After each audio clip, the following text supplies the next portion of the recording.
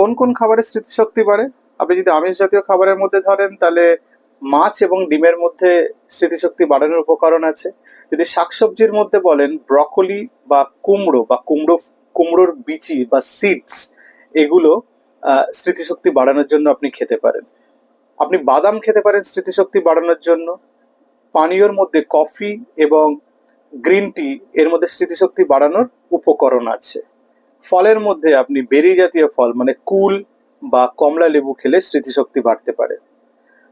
যদি আপনি রান্নাঘরের উপকরণের কথা বলেন তাহলে টারমারিক বা হলুদ যেটা, সেটার মধ্যে স্মৃতিশক্তি বাড়ানোর উপকরণ আছে।